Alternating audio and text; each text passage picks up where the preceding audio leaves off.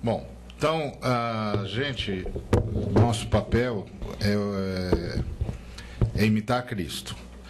Para a gente imitar Cristo, porque é isso que é adorar é imitar Cristo. E quando você olha, por exemplo, os jovens, eles adoram um cantor, um ator, alguma coisa assim. Como é que você sabe que aquele jovem é fã, ardoroso de um determinado artista? Não só porque ele canta o tempo todo a música do grupo, como ele também se veste como o pessoal do grupo, ele usa a mesma roupa, ele corta o cabelo do mesmo jeito, ele faz tudo igual, porque a adoração é isso. Adoração é imitação, é querer ser como, é ter um alvo. Eu quero ser como o fulano. Um dia eu estava conversando com um colega, e aí a filha dele chegou, nos cumprimentou e tal, e eu falei: engraçado, a sua filha me lembra alguém, eu não sei quem. Aí ele falou o nome de uma cantora. Eu falei: ué, é mesmo. Ele falou: ih, vidrada nessa cantora. Se veste como ela, corta o cabelo do mesmo jeito, canta as músicas dela de cor e salteado.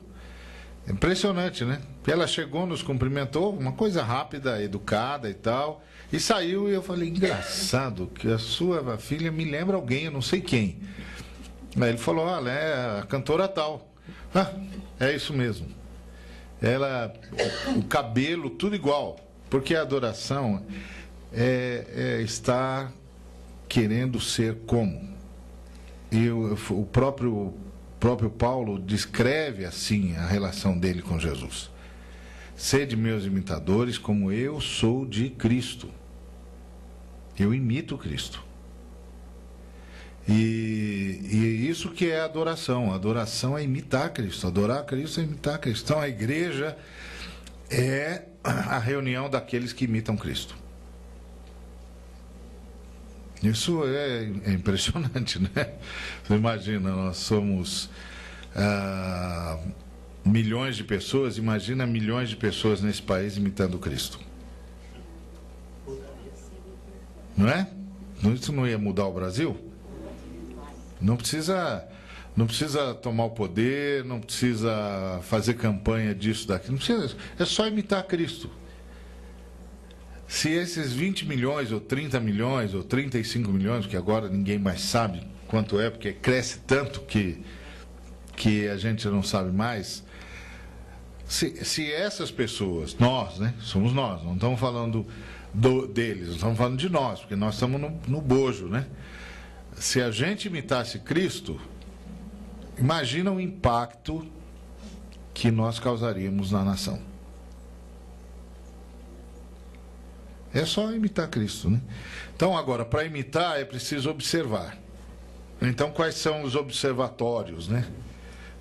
A ideia aqui de ser um lugar onde a gente vai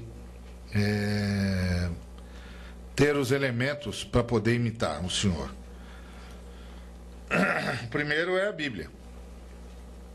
O próprio Jesus disse: examinais as Escrituras, falando aos fariseus, né? Porque julgais ter nelas a vida eterna. Então, vocês leem para vocês descobrirem como ganhar a vida eterna. Pois são elas que mesmo que testificam de mim. A Bíblia é escrita para que nós conheçamos melhor Jesus Cristo e possamos imitá-lo.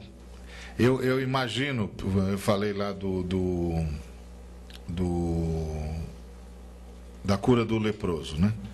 Imagina um jovem que vai dirigir a música na igreja e ele, ao invés de transformar aquele momento numa cantação muitas vezes sem sentido, ele chegasse, por exemplo, lesse o texto da cura do leproso e dissesse: gente, nós vamos adorar o Senhor Jesus a partir do que nós observamos aqui.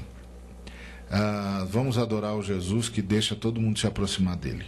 Porque o leproso não podia se aproximar de ninguém, porque senão seria apedrejado. Então ele tinha de sair gritando leproso, leproso, leproso, para que as pessoas saíssem da frente, para não serem contaminadas. E se ele não gritasse isso, as pessoas gritariam, só que aí já gritariam com a pedra na mão. Porque ele está causando, né? Ele está contaminando o povo, então tem de morrer. Mas olha aí, ele se aproximou de Jesus sem medo. Algo disse para ele, ele não vai me denunciar, ele vai me receber. Então vamos cantar o Jesus que recebe a todo mundo. Aí sim, aí a gente canta o Jesus que recebe a todos. E aí na segunda música vamos cantar o Jesus que é digno de adoração. Porque o moço instintivamente caiu de joelhos. Que era um negócio, um absurdo no tempo dele, porque um judeu não se ajoelha diante de nada nem de ninguém, a não ser de Deus. Mas ele caiu de joelhos. Instintivamente ele sabia que estava diante de Deus. E então vamos cantar aquele que nos comunica a Deus. E essa é a coisa extraordinária. Jesus Cristo comunica a Deus. E a gente vê isso principalmente na hora que ele expulsa os demônios. Por exemplo, os demônios falam para ele assim: que temos nós contigo, filho do Deus Altíssimo? Como é que eles sabiam? Os demônios não têm revelação. Eles estão em trevas, nas trevas não tem revelação. Como é que eles sabiam? Eles percebiam que Jesus era um ser humano totalmente ocupado por Deus. Não tem nada nele que não seja Deus. Então eu posso até imaginar os demônios conversando entre si e dizendo: você viu aquele profeta que está andando na Galileia? Nele nós não temos nenhum ponto de apoio. Não tem nada nele que não seja Deus. Será que ele é aquele que os profetas anunciaram? Só pode ser ele. Porque não tem um espaço nele que não esteja ocupado por Deus. Não é extraordinário isso? E aí eles... Porque Jesus Cristo fazia isso, ele comunicava a Deus. E aí vamos cantar aquele que nos comunicou a Deus. Porque tudo que nós sabemos de Deus, de fato, nós sabemos em Jesus Cristo. Porque nós vimos nele a glória do Pai, a bondade de Deus. E aí a gente canta aquele que nos comunica a Deus. Aí nós estamos no espírito da adoração mesmo. Estamos lendo a Bíblia para conhecer Jesus.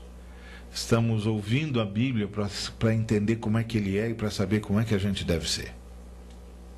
Porque adorar é imitar Jesus. Então, o primeiro instrumento de observação é a Bíblia. O outro é a criação. Os céus proclamam a glória de Deus e o firmamento anuncia as obras de suas mãos.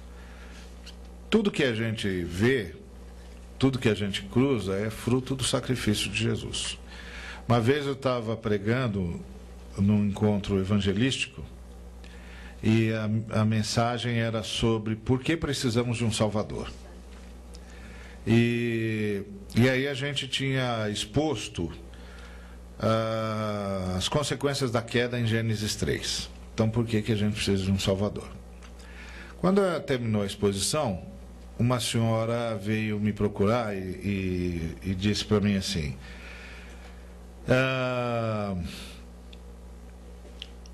tudo que existe em Deus? Eu disse: sim, senhora, está escrito que em Deus que nós nos movemos, vivemos e existimos. Está lá em Atos, no capítulo 17. E é isso mesmo, 17, 28. Ele falou, mas Deus não é santo? Sim, senhora. Está escrito, sede santos porque eu sou santo. Aí ele disse, e nada existe fora de Deus, então? Não, senhora, nada fora de Deus. E nós não somos pecadores? Sim, senhora. Está escrito, todos pecaram e carecem da glória de Deus. Somos todos pecadores. Ela disse, então como é que um Deus santo carrega pecadores? A santidade dele não devia jogar a gente para o nada? Eu disse, sim, senhora. A senhora tem toda a razão. Aí ela ficou olhando para mim, esperando que eu dissesse mais alguma coisa, né? Porque eu acabei de dar razão para ela. Então, eu disse, mas a senhora conhece alguém que já sofreu transplante de coração, que é o mais comum, né? Já, conheço. E qual é o maior problema que enfrenta alguém que sofreu transplante? Rejeição. Então, rejeição. Como é que ele faz para o organismo dele não rejeitar o órgão alienígena? Medicação. Falei, exatamente, minha senhora. Entre nós, pecadores, e o Deus Santo tem uma medicação. O sangue de Cristo. A senhora não vê, mas o universo está tingido de vermelho. E é nesse sacrifício que nós habitamos. Porque o apóstolo Paulo disse que todas as coisas foram feitas nele, por ele e para ele. O apóstolo João disse que sem ele, nada do que foi feito se fez. E o autor de Hebreus diz que é a palavra dele que sustenta o universo. A palavra de autoridade dele que sustenta o universo. Então, como a senhora vê, a senhora teria toda a razão e nós deveríamos ser jogados pelo nada. Aliás, se a senhora estivesse mesmo com toda a razão, nós não estaríamos conversando. E simplesmente não estaríamos. Então, se a senhora tivesse toda a razão, nós não estaríamos. Mas é que tem uma medicação, minha senhora, tem uma medicação que faz com que a santidade de Deus não nos expila para o nada. É o sangue de Cristo. Então, está na criação isso. Está na criação a beleza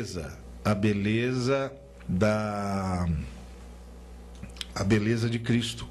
Porque tudo existe por causa de Cristo. E aí perceba o mundo que Cristo criou. É um mundo baseado no sacrifício. Porque imagine que você fosse Deus e você soubesse que a criatura que você quer manter existindo a todo custo vai trazer para a realidade que você tinha bolado para ela, vai trazer para essa realidade a morte. E a morte é, por definição, o fim de tudo. Mas você não quer que essa criatura deixe de existir, mas também não pode impedir que ela traga a morte, porque você deu a ela liberdade de escolha. O que você faz? Você cria um universo onde a árvore que tomba alimenta a árvore que vai nascer. Você cria um universo baseado no sacrifício e a morte fica prestando serviço para a vida. Até que venha o grande dia da redenção. Os irmãos percebem o sacrifício de Cristo aqui? Então, tudo que você olha no universo e você vê esse processo do universo de sacrifício, onde a primavera recupera o inverno, o que se perdeu no inverno, o que a criação está nos ensinando? A ética do sacrifício. E a própria criação está falando de Cristo, que é o sacrifício definitivo. De uma vez por todas. É extraordinário. Então a igreja é a comunidade que percebeu isso e que olha para isso e vê Jesus, percebe Jesus. E os irmãos percebem, as irmãs percebem como a igreja é um projeto impressionante de Deus.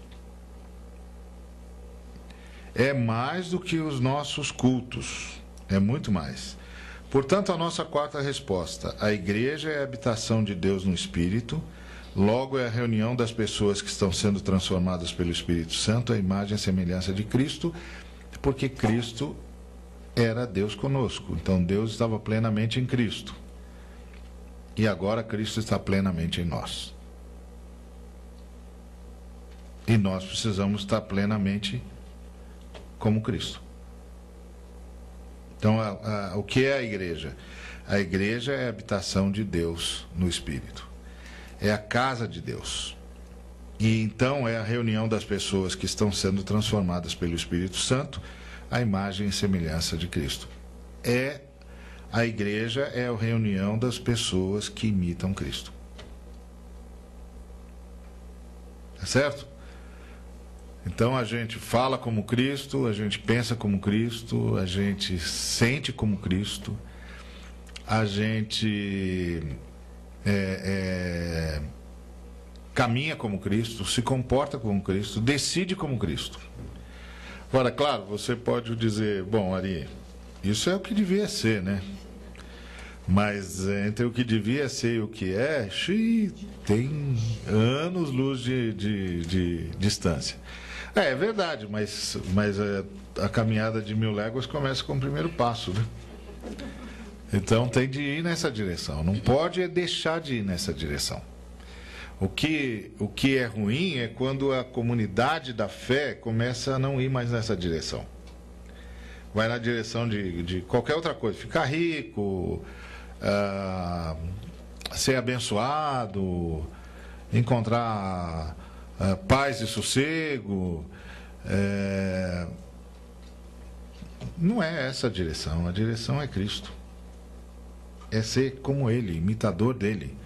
E aí, claro, o que isso significa? Que nós somos as pessoas que tudo que nos torna mais parecidos com Jesus a gente pega, e tudo que não nos torna, tudo que atrapalha a gente ser parecido com Jesus, a gente larga de mão.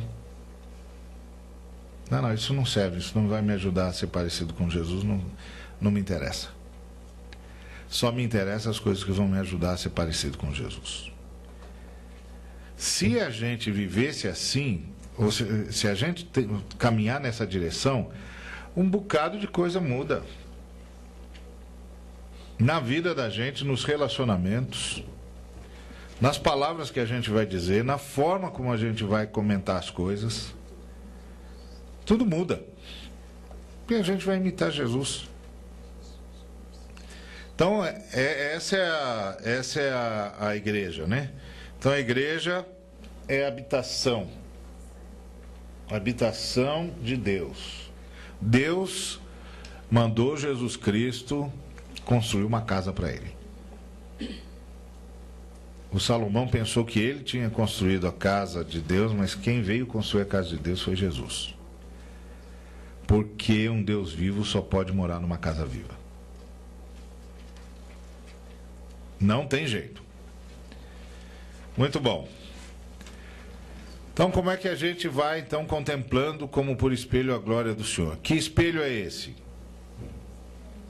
Ora, esse espelho é justamente Jesus andando entre nós e fazendo a sua obra de salvação.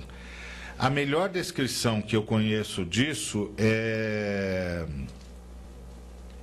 Atos 10, 38, em que o Pedro começa dizendo na casa de Cornélio o seguinte: vocês ouviram do que aconteceu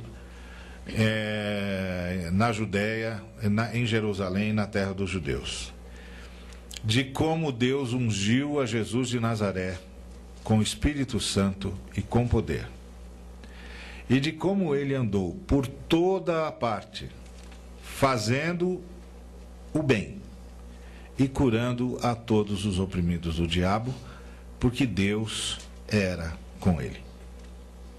Esse texto é maravilhoso. Esse é o espelho. Jesus andou fazendo o bem, libertando todas as pessoas que podia,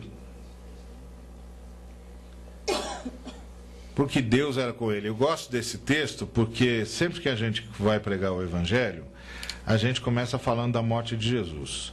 O Pedro começou a falar da vida. É como se o Pedro estivesse dizendo assim: gente, eu andei com ele, hein? 3 anos.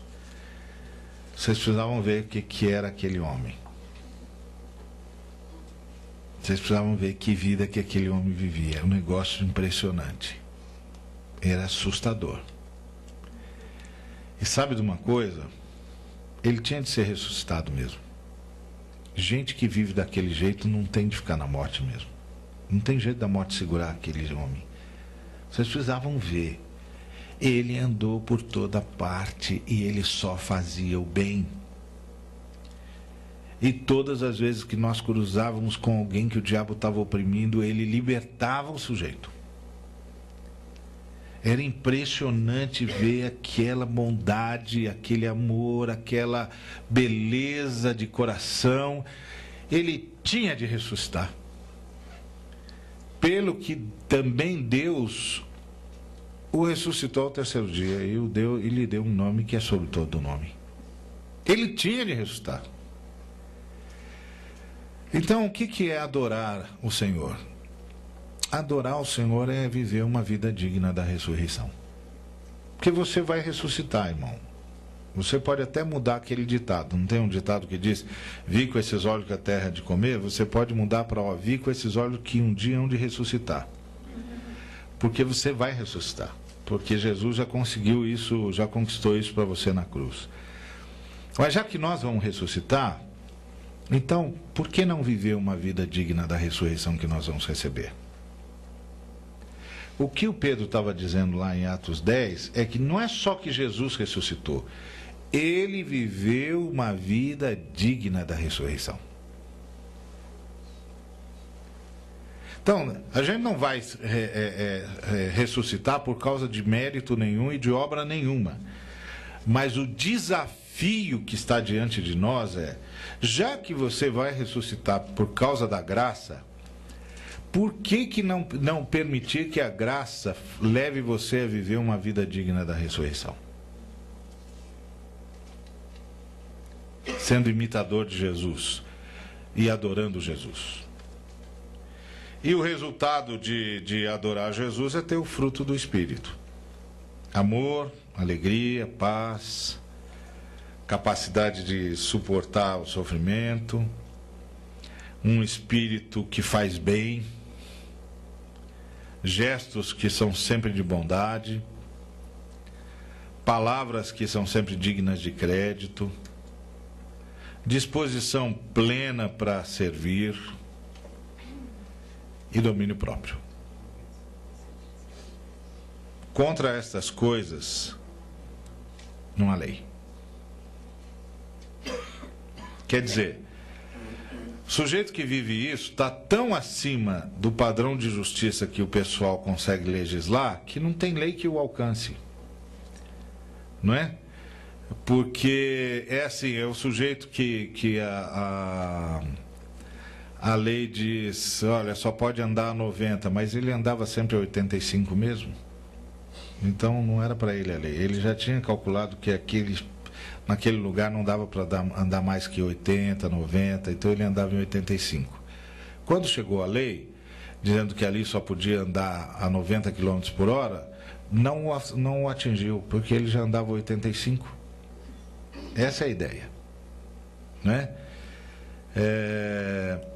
Então, a igreja contempla Cristo em sua glória, a sua obra de salvação. E Cristo contempla a igreja fazendo bem para todos e manifestando o fruto do seu Espírito. Essa tem de ser a troca entre nós e Cristo. A gente contempla Cristo na sua glória, que é a sua obra de salvação. Tá certo?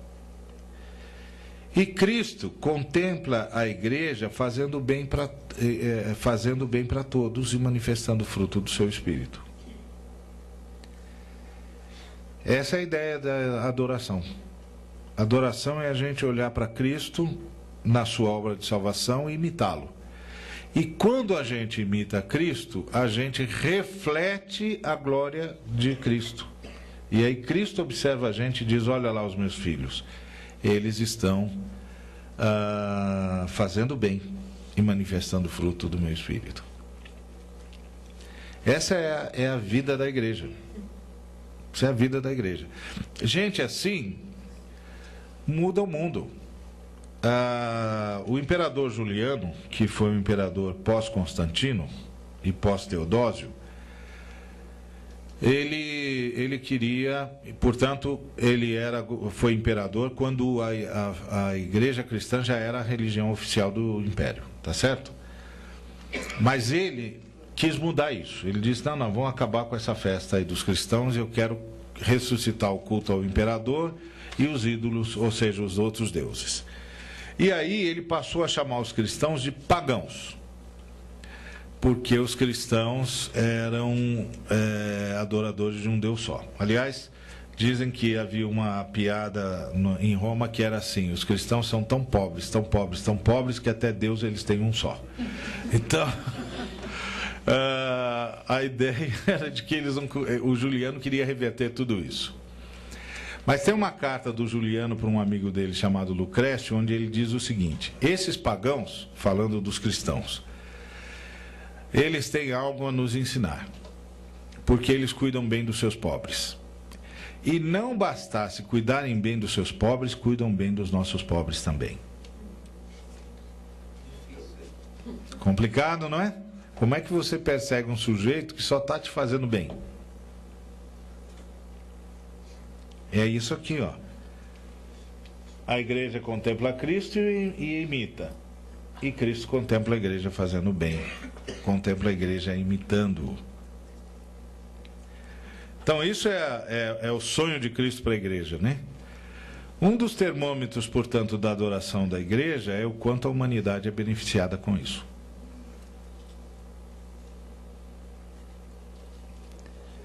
Lembra o que a Bíblia diz lá em Atos sobre a primeira igreja? Que eles caíram na graça de todo o povo. Por quê? Porque o povo assistia os cultos e gostava da música, do louvor, a pregação era maravilhosa? Não, porque eles faziam bem para todo mundo. E aí o povo dizia: gente, esse povo só faz bem. Um dos termômetros do quanto a igreja adora Jesus é o quanto a humanidade é beneficiada com isso. Porque a adoração é imitar Jesus. E isso vai levar a gente a fazer o bem para todo mundo, porque Jesus só sabia fazer isso. O que mais que Jesus sabia fazer além do bem? Só o bem. E aí, essa igreja é uma igreja contra quem as portas do inferno não prevalecem. Agora, o que isso significa? Que o inferno vai atacar a igreja e não vai vencer a igreja. Mas como é que o inferno ataca a igreja com porta? Porque é a porta do inferno que não prevalece. Já assistiu o filme de cowboy, que tinha aqueles, e índio, que tinha aqueles fortes? Qual era a última defesa do forte? A porta. Porta não é instrumento de ataque, é instrumento de defesa. Então, gente que imita Cristo ataca o inferno. Não é o inferno que ataca a igreja que ataca o inferno. E o inferno não aguenta o nosso ataque. É isso que Jesus disse.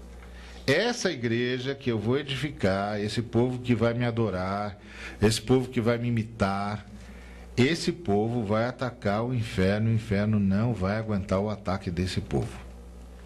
E o inferno, meus irmãos e irmãs, tem muitas portas. Tem a porta da ignorância espiritual, da prisão espiritual, mas também tem a porta da miséria, do analfabetismo, da exploração. Tem muitas portas. A igreja ataca todas elas. A igreja ataca todas elas. Por isso a igreja faz o bem. Ela não tem só um discurso, ela tem uma vida, ela faz o bem. Os pobres são cuidados. Os desesperados atrás das mansões são abençoados com uma paz que eles não vão conseguir comprar.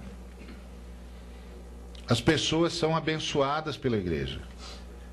As crianças sabem que podem contar com a igreja.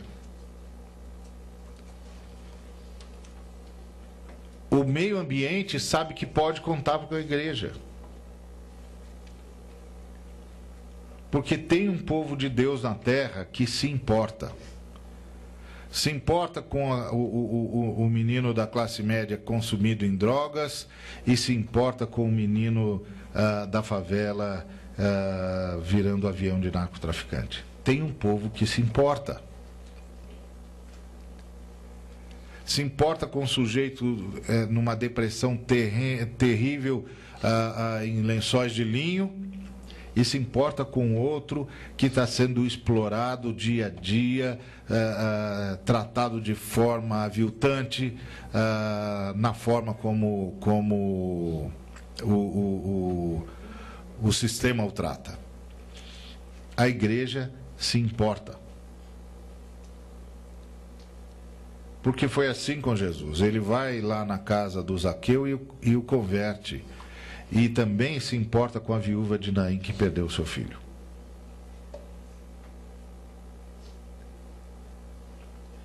Isso é a igreja. Ataca o inferno e as portas do inferno não prevalecem contra ela.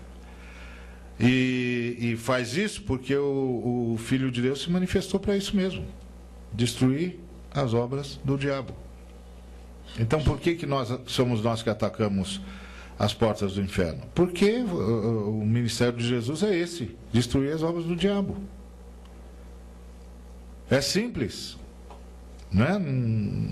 Não precisa muita elucubração. Então a nossa quinta resposta: a igreja é o exército de Cristo, o braço ministerial de Cristo, por meio de quem ele ataca o inferno e destrói as obras do diabo. Não, a igreja é uma... Gente, a igreja é extremamente importante. Eu fico bobo com o que nós estamos fazendo com a igreja, né? Bom, terminou essa fase de respostas às nossas perguntas. O almoço, que hora que é mesmo? 15 para 1, 12h45, é isso? Então eu vou entrar. Pois não. Retornar?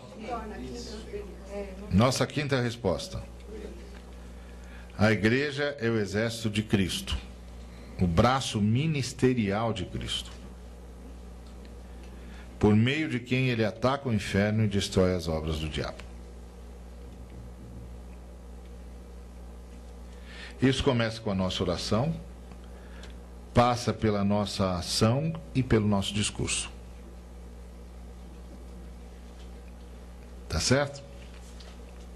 E eu pus o discurso por último, porque a ideia é que a igreja vive o que prega para poder pregar o que vive. Tá certo? Essa é a ideia.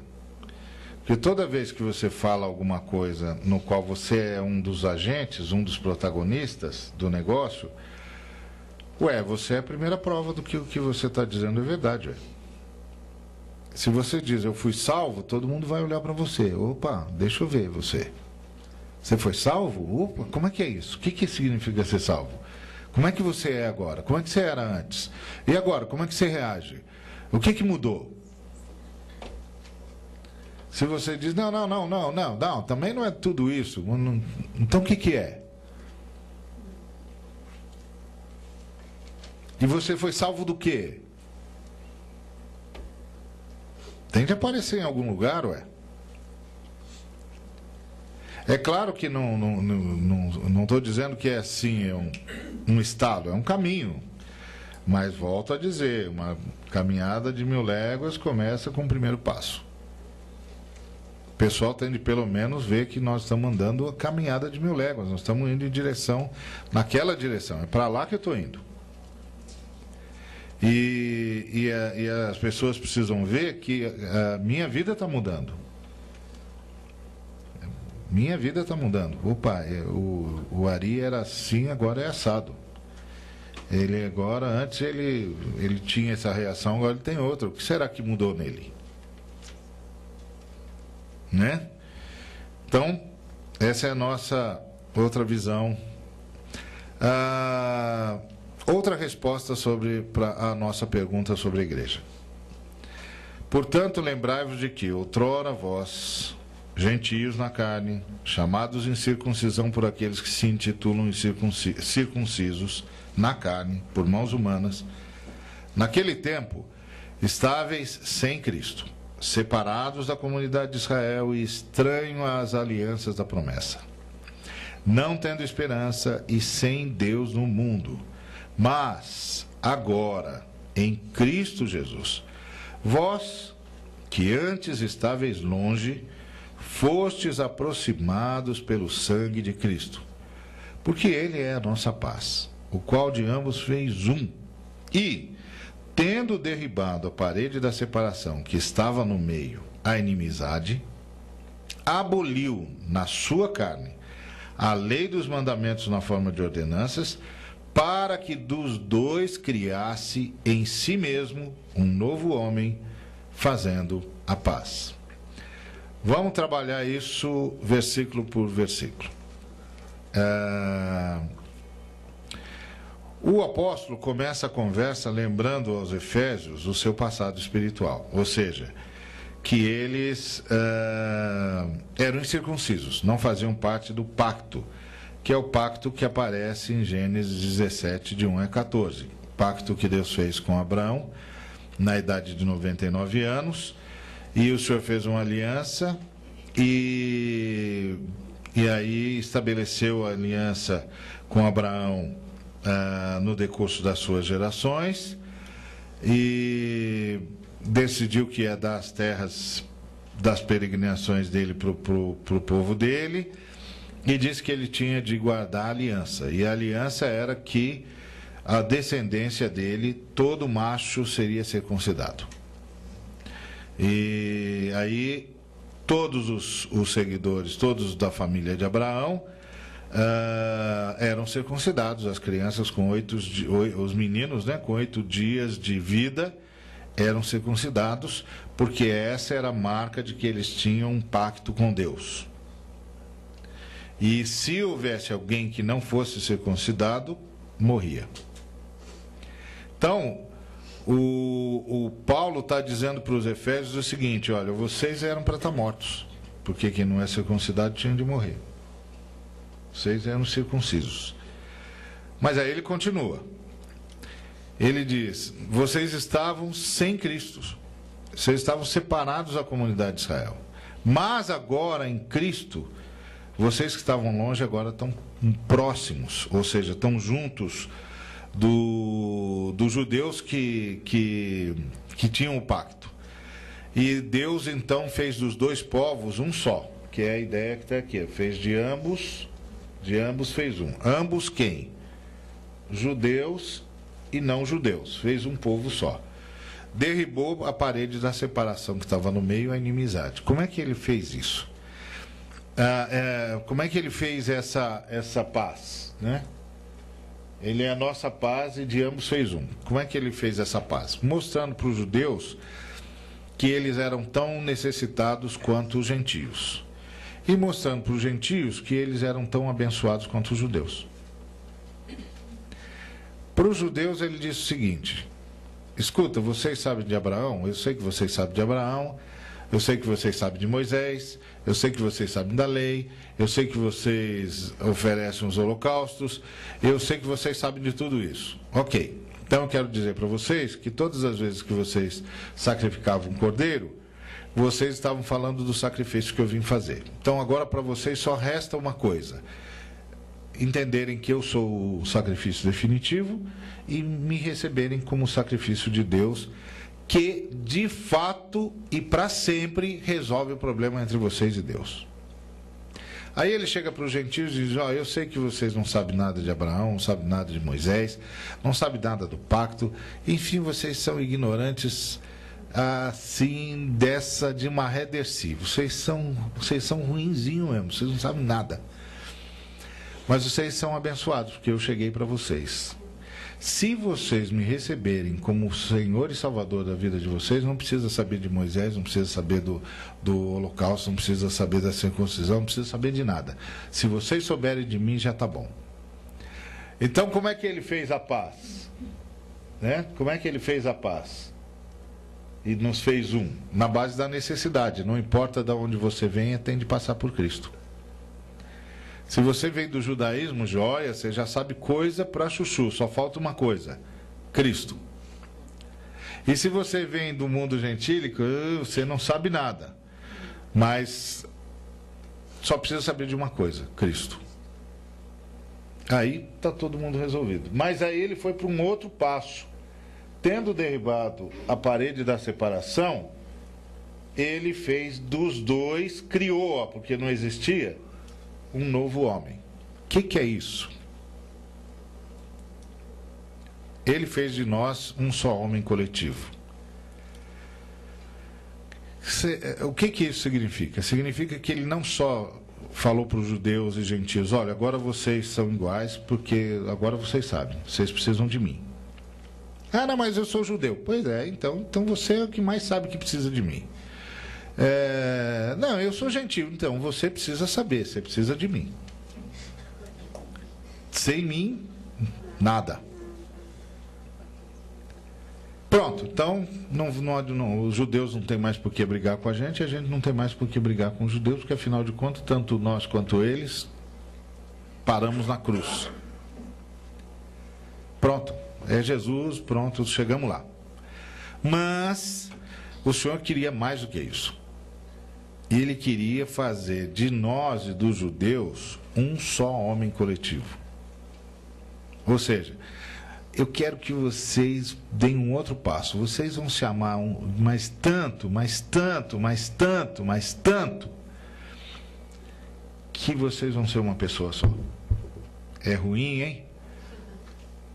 Dois grupos que se odeiam vão ser uma pessoa só. E aí, como é que ele faz isso? Ele faz isso tentando explicar para a gente o que significa o homem à imagem dele. O que é o homem à imagem dele? Ele criou o homem à imagem dele, o ser humano, né? Macho e fêmea, à imagem dele. E essa foi uma decisão dele: façamos o homem à nossa imagem, façamos o homem conforme a nossa semelhança. Agora, o que faz a gente ser imagem e semelhança de Deus? Tradicionalmente, o que se dizia é o seguinte: a gente é a imagem e semelhança de Deus porque a gente é livre, a gente tem consciência da gente e do outro, a gente é moralmente responsável. Certo? A gente vai ser julgado e é julgado sempre. Bom, mas os anjos também são assim. Os anjos também são livres e são moralmente responsáveis e também sabem de si e do outro. Primeiro, eles são livres porque eles caíram e não foram empurrados, né? Então, isso faz toda a diferença, né? Você não foi empurrado, então você decidiu. Então você decidiu, você é livre. Segundo, eles são conscientes de si e do outro. O Gabriel, quando o Zacarias, o pai do João, não prestou muita atenção no que ele estava dizendo e tal, não acreditou muito, ele disse: olha, moço, eu sou Gabriel, eu assisto diante do Altíssimo, está brincando comigo? Para você deixar de ser bobo, você vai ficar mudo. Você só vai falar agora quando tudo acontecer. E para o Daniel, ele disse mais ainda. Ele disse: olha, você é muito amado de Deus, tão logo a sua petição chegou ao Senhor, o Altíssimo me enviou, mas o príncipe da Pérsia se interpôs entre mim e ti, porém Miguel do Senhor veio e eu venci. Ele sabe quem ele é, ele sabe quem é o inimigo, ele sabe com quem que tem de falar, e ele sabe quem é o amigo. É igual a gente. E eles são moralmente responsáveis porque eles não foram poupados quando pecaram.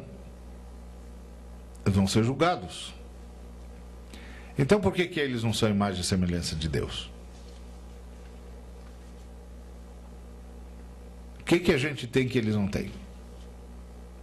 Não é? Provavelmente teria sido essa a grita de Lúcifer, quando quis ser semelhante ao Altíssimo, e o Senhor disse, o Senhor nem disse, mandou, o próprio Miguel já parou ele no meio do caminho e falou: ih, rapaz, você quer ir lá em cima? Ninguém passa por aqui. Você já chegou ao seu limite, é aqui, daqui para fora. Então, provavelmente a grita dele era: o que eles têm que eu não tenho? O que os homens têm que eu não tenho? Eu quero ser semelhante. Por que eles podem ser semelhantes e eu não posso ser semelhante? Eles não só não são poupados, como vão ser julgados. Então, eles também são racionais.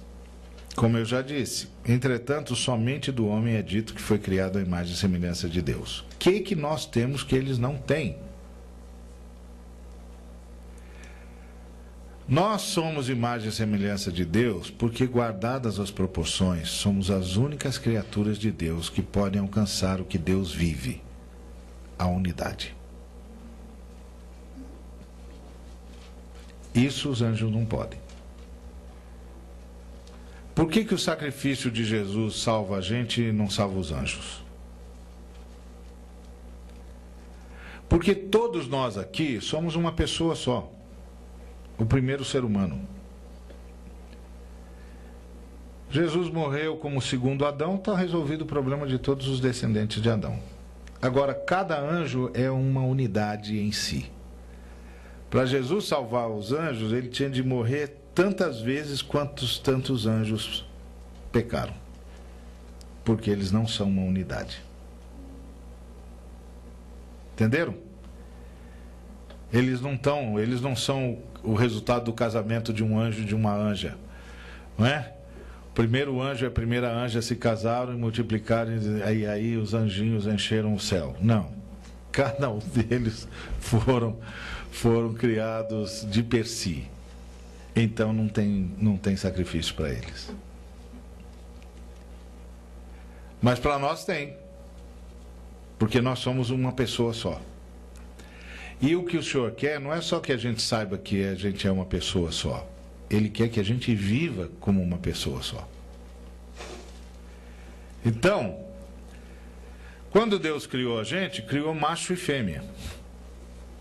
E o homem à imagem de Deus é macho e fêmea juntos. Não é o macho que é o homem à imagem e semelhança de Deus, ou a fêmea isoladamente.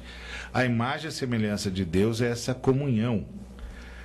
Porque Deus é uma família, criou algo à sua imagem e semelhança, criou outra família. Deus é uma unidade, criou algo à sua imagem e semelhança, criou outra unidade. Deus é uma comunidade, criou algo à sua imagem e semelhança, criou outra comunidade. Então, e no nosso caso, não são duas criações. Porque o Senhor formou o homem do pó da terra, lhe soprou nas narinas o fôlego de vida, e o homem passou a ser alma vivente. Então, está aqui, ó, barro e sopro. Aí, no caso da segunda pessoa que apareceu, a senhora Adão, o Senhor deu uma anestesia no homem, ele adormeceu, e ele fez uma clonagem.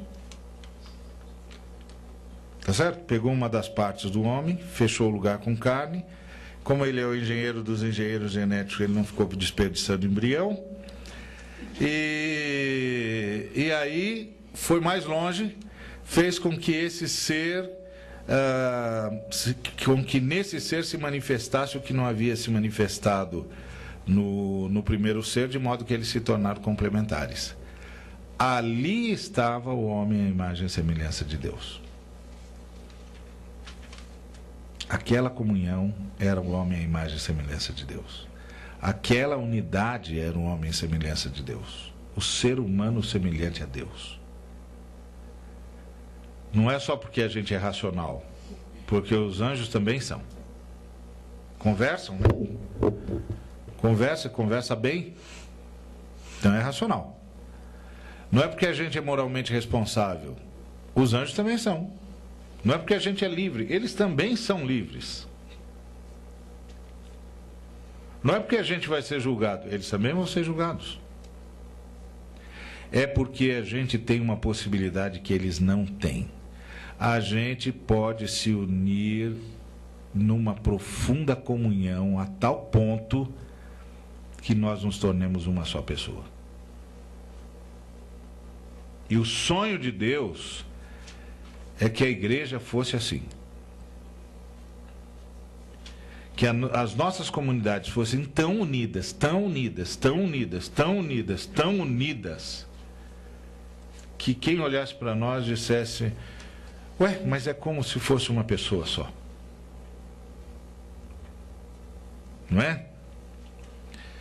Então, lembre-se, quando o Senhor criou a gente, deu um nome só. Aqui, ó. Esse é o livro da genealogia de Adão. No dia em que Deus criou o homem, a semelhança de Deus o fez, homem e mulher os criou e os abençoou, e lhes chamou pelo nome de Adão no dia em que foram criados. A mulher não tinha um nome diferente do homem, e o homem não tinha um nome diferente da mulher. Adão, o homem, a imagem e semelhança de Deus, o ser humano, a imagem e semelhança de Deus, era a comunhão macho e fêmea. Quando o Senhor andava na viração da tarde e chamava Adão, o homem e a mulher se aproximavam. Não é o homem ia lá, aprendia e depois vinha falar. Não, os dois iam juntos. De cara o Senhor soube que tinha alguma coisa errada no jardim quando ele chamou Adão e só veio o homem. Opa, o que houve aqui? Onde você está? Não, estava escondido. Isso é um trabalhão. Se esconder de Deus é um trabalhão. Então, estava escondido. Sim, cadê a sua companheira? O que houve? Você comeu do fruto que eu disse que não era para comer? Não, foi ela. Ah, tá. Então vocês já não são mais um, né? Quebrou a unidade. Já não está mais expressando Deus. Se você quebra a unidade, você não está mais expressando Deus. Duas pessoas e um só nome.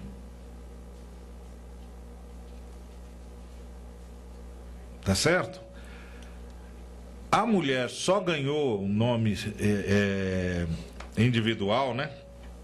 Eva, depois da queda. O homem deu a ela esse nome. Foi um ato de autoridade, né? Porque você, quando você nomeia, você demonstra que você tem autoridade. Por exemplo, você tem autoridade sobre seus filhos. Eles se chamam ou são chamados pelo nome que você deu. Tá certo? Você não, eu sei que eu já ouvi casos de pai que esperou o filho crescer para escrever para escolher um nome. Mas aí ele tinha de diferenciar um filho do outro, ele falava o número 1, o número 2. Como é que você acha que os irmãos vão tratá-lo daqui a 10 anos, quando ele escolheu o seu próprio nome? Vem cá. Vai ser chamado pelo nome que o pai chamava. Tá certo? Então, é um ato de autoridade. Ou seja, o homem ganhou autoridade sobre a mulher. Mas essa autoridade que o homem ganhou sobre a mulher não é uma bênção, é uma maldição, né? É depois da queda. Tá certo? O seu desejo será para com seu marido e ele te governará. Isso não é uma bênção. Isso é a maldição que Deus deu para a mulher.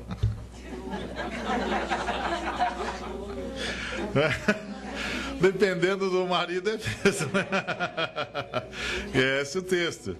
A mulher disse: o teu desejo será para o teu marido e ele te governará. Então, o que nós temos aqui é que quebrou-se a unidade. E aí a relação passou a ser uma relação de governo. Era de se esperar que quando a gente se convertesse, o nosso relacionamento com a esposa e vice-versa voltasse a ser um relacionamento de unidade e de igualdade. Mas, na verdade, falando a verdade mesmo, nenhum dos dois está preparado para isso e nenhum dos dois consegue. Porque, na verdade, nós temos tanta dificuldade de ser cristão que a gente não consegue o básico às vezes. Quanto mais algo profundo como esse. Porque essa é a profundidade da salvação. A recuperação da humanidade. E esse é um caminho, esse é um caminho. Bom, então o Senhor queria dos dois criar em si mesmo um novo homem. Um só novo homem fazendo a paz. Então o sonho de Deus é que a comunidade, nós aqui, sejamos como uma só pessoa. Que a gente tenha uma comunhão tão intensa, que é como se fosse uma só pessoa. Por isso que na igreja, se um chora, todo mundo chora. E se um sorri, todo mundo sorri. Aí você diz assim, não, mas aí nós vamos ter um probleminha. Qual? É que tem um irmão chorando e o outro está rindo, e como é que eu faço? Fica tranquilo, porque se nós formos o que estava rindo para de rir, porque ele só vai voltar a rir quando o irmão que está chorando puder parar de chorar. Essa é a comunhão da igreja. Que foi exatamente o que Jesus fez. Ele vinha com uma festança, tinha acabado de fazer uma grande cura, e está todo mundo, aleluia, e Deus, de repente ele cruza com outro grupo. E o outro grupo é o grupo que está chorando com a viúva da aldeia de Naim, porque ela, pobre, só tinha um filho, arrimo da sua família, e o filho morreu. O que vai ser dessa mulher? E lá vem Jesus com a multidão, aquela festa. O que Jesus faz? Para a festa.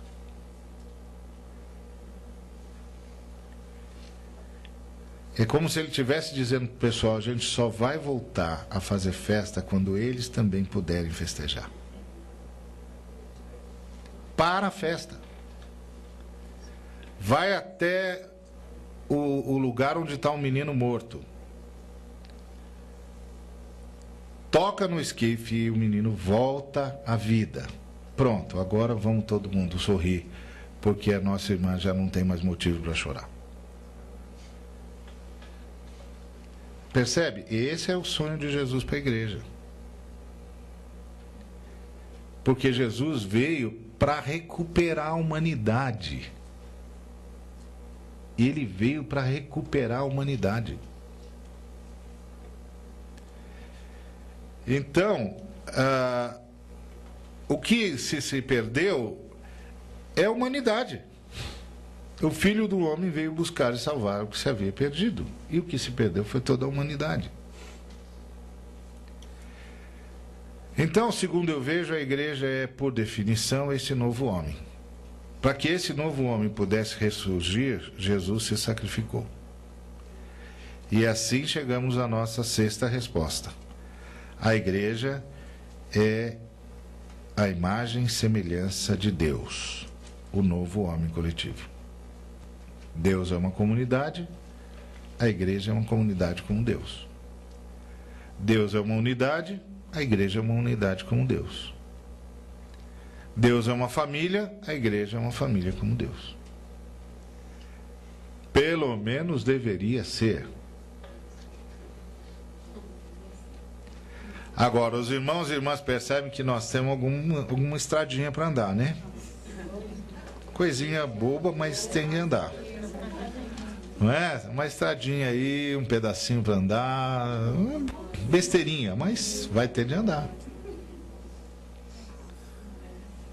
Tem de andar. Por isso que, por saber desse sonho, é que o Tiago ficava tão irritado com a forma como os irmãos falavam.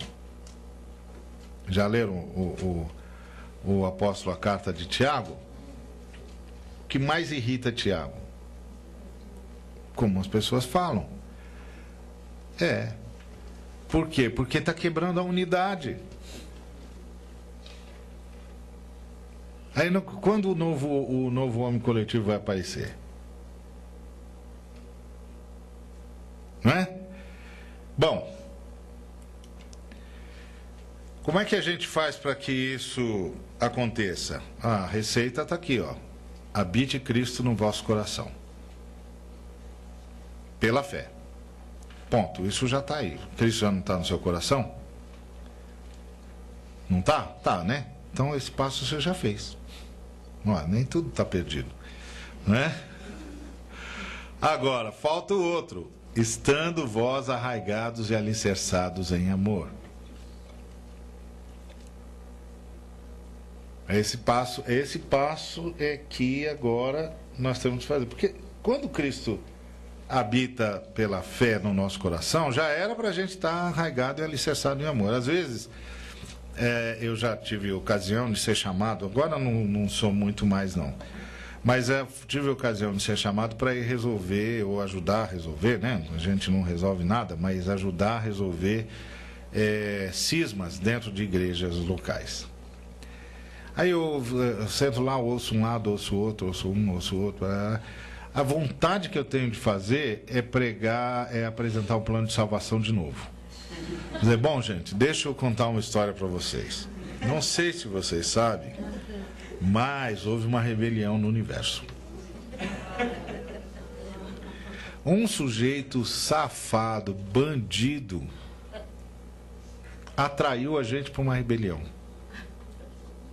É contar a história tudo de novo.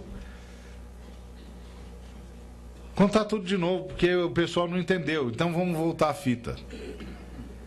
Porque se o Senhor Jesus habita no meu coração, eu tenho de estar arraigado em alicerçado e amor com os meus irmãos. E tem de lembrar sempre que o amor é relacional, não é confessional.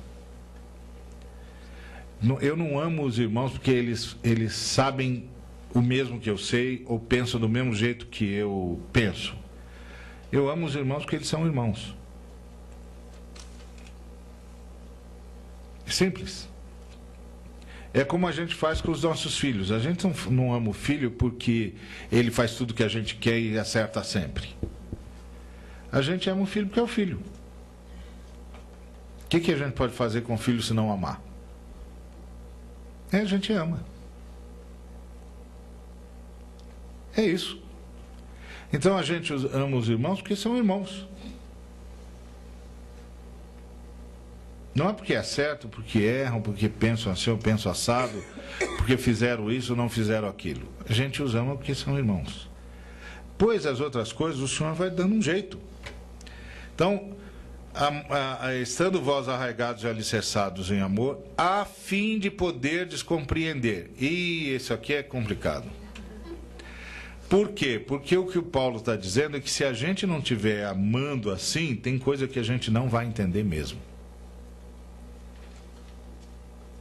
E o que a gente não vai entender? A largura, o comprimento, a altura e a profundidade. Do quê? Do amor de Cristo, da pessoa de Cristo, da natureza da igreja. A gente não vai entender. Porque isso só dá para entender arraigado e alicerçado em amor. O que é isso aqui? É a mesma coisa que os pais da gente diziam quando a gente chegava para o pai e falava: pai, mas assim não dá, você não me deixa fazer nada. Mas pai, você... Mas, que coisa, pai? Mas será possível? E o que o pai dizia para a gente? Quando você for pai, você vai entender. É ou não é verdade?